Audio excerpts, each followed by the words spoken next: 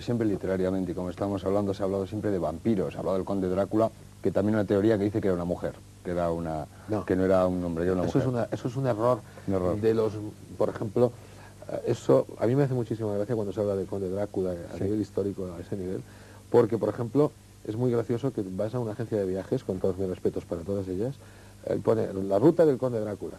Esa no es la real, porque es que resulta que la auténtica ruta del conde Drácula no caben los autocares, ¿no? Entonces no va bien para el turismo, entonces han tenido que trazar una de nueva. Y eso es lo que ocurre a nivel histórico en muchísimos casos. Ocurre como el Camino de Santiago, una cosa es el camino turístico y otra el camino real. Exacto, entonces claro, el castillo de Bran no es el auténtico castillo del conde Drácula o de Vlad Tepes, que en este caso era así. Pero ¿qué ocurre? De que en el castillo de Bran hay unos aparcamientos impresionantes para 50, 100 autocares. Y en cambio en el auténtico pues No has de ir habría andando, ¿no? Y entonces claro, normalmente el turismo es de personas mayores en muchos de los casos y no podrían andar por ahí. La pregunta es, Ángel, ¿afecta igual a hombres que a mujeres? Es decir, ¿no tiene sexo esta enfermedad, vamos a decir? Quería hacer el comentario, que me lo he dejado colgado, en cuanto a lo que has dicho, lo de una mujer. Sí. Y es la mujer en cuestión, a nivel histórico, se cree que era Elizabeth Bathory. O sea, era una condesa que a nivel literario se la nombró la condesa sangrienta, precisamente porque era una mujer que le cogió una obsesión muy especial. Y esa obsesión era de que perdón, tenía que bañarse en la sangre de vírgenes para que ella pudiera rejuvenecer. No se puede comprobar de una manera histórica, auténtica, que eso fuese verdad, pero de que fuese verdad en cuanto a que ella rejuvenecía o no. De lo que sí que era cierto es de que ella pues mataba a sus víctimas para bañarse en su sangre, eso es evidente. Pero no tenía absolutamente nada. Lo que pasa es que el cine también lo deformó y entonces le llamó la condesa Drácula. Pero no tenía que haber ni muchísimo menos Drácula. A nivel literario, excepcionalmente. Exactamente. ¿Por qué los medios siempre recomendados para luchar contra los vampiros, como es una estaca de madera, quemarlos, es decir, algo siempre muy estrepitoso, muy fuerte, ¿por qué siempre hay algo tan contundente? ¿Es todo mera parte de la historia o tiene algo de realidad? Eso es magia, por decirlo de alguna manera, ¿no? O sea, tiene un trasfondo mágico. La gente que pueda estar ahora viendo este programa, supongo que al estar interesados en estos temas, comprenderán la explicación de lo que yo voy a decir con respecto, por ejemplo, al crucifijo o al agua bendita. Sí, sí. Se dice en las películas, en los libros, de que el agua bendita y los crucifijos, pues lógicamente pues, son los que ahuyentan a los vampiros. ¿Por qué? Porque siempre se le ha significado al vampiro como una criatura de la noche, como una criatura del mal. Entonces, ¿cuál es el reverso? El reverso, y en ese tiempo, sobre todo en la Edad Media, lógicamente la religión que imperaba más era la católica. Sí, sí, sí. El agua bendita y el crucifijo. Pero ¿qué ocurre? De que un crucifijo de por sí no sirve para nada. Por eso en las últimas películas que se han hecho en los últimos 10-15 años, ya sale en alguna escena en la cual algún sacerdote le hace así a un vampiro, ¿no?, con la cruz. Sí. Y el vampiro le coge la cruz, se la estruja toda y le dice, hay que tener mucha fe para que esto me haga daño a mí. Y eso es cierto, porque realmente es la energía psíquica y la fe que tenga el personaje en cuestión.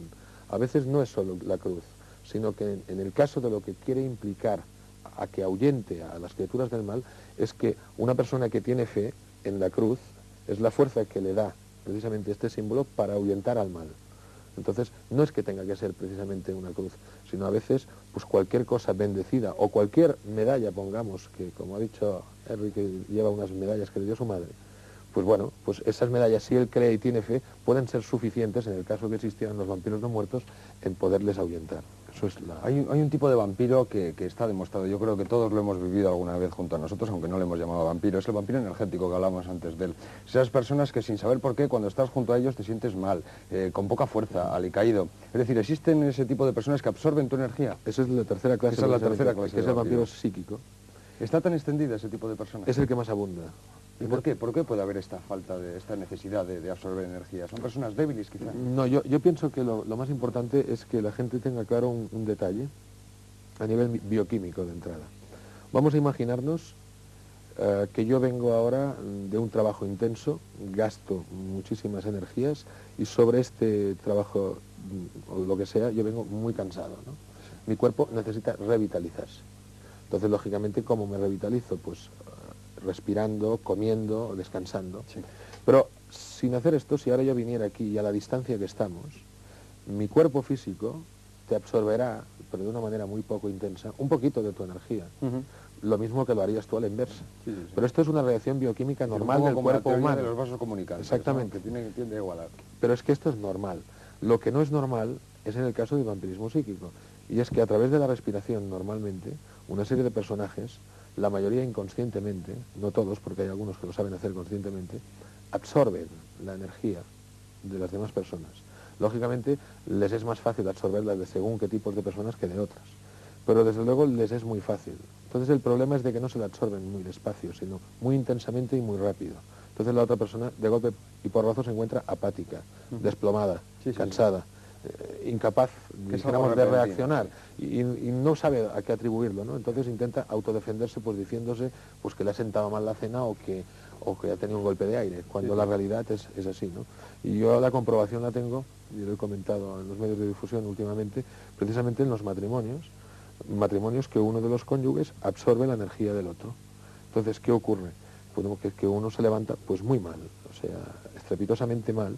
Entonces, ¿cuál es la forma de solventarlo? Pues en estos momentos tengo en archivo más de 150 matrimonios que, bueno, uno de los cónyuges o bien se han de separar a nivel, en vez de cama matrimonial, en camas individuales, y si no es suficiente así, han de dormir en habitaciones separadas. Entonces, claro, si esto fuese simplemente una sugestión, como puedes comprender, es bastante incómodo para un matrimonio dormir en habitaciones separadas. Si lo hacen es porque les da resultado. Claro, efectivamente. Posteriormente en Hágalo usted mismo seguiremos hablando de cómo librarnos de este tipo de vampiros. Yo para terminar te haría una pregunta. Puede haber hoy en día, no es por asustar a nadie, pero puede haber hoy en día asesinatos de personas porque hay algún vampiro que necesite sangre. Hoy en día lo que te puedo asegurar, porque tengo 2 casos de hace 2 años, de que han habido 2 asesinatos, pero no de vampirismo, dijéramos, no muerto, no del típico que vuelve de la tumba para succionar la sangre de los vivos, sino del personaje que es psicópata, se cree que es un conde Drácula o que es un vampiro, y bueno, intenta pues actuar como lo que él ha leído en libros o ha visto en alguna película, ¿no? Pero eso no tiene por qué ser un vampiro. Hombre, hay un ejemplo, me gusta hacer este comentario porque es muy gracioso para mí. En el último año resulta que en varias revistas de este país ha salido un personaje vestido con una capa, con unos dientes, y que bueno, que se ve de que vive en las tumbas y en los cementerios, y además es gallego este personaje, ¿no? Y hay gallego ahí en Tarragona también. Sí, pero es que lo más gracioso es que me salió por televisión, yo no pude verlo, me lo tuvieron que decir, y dice, yo soy alumno del profesor Gordon. Y resulta de que al decir esto la gente me preguntaba, pero ¿cómo puede ser que este tío sea...? Y no se trata que sea algo mío, sino que referido al libro, él se sentía identificado con el personaje que yo escribo en el libro. Pero no por eso tenía que decir que era alumno mío.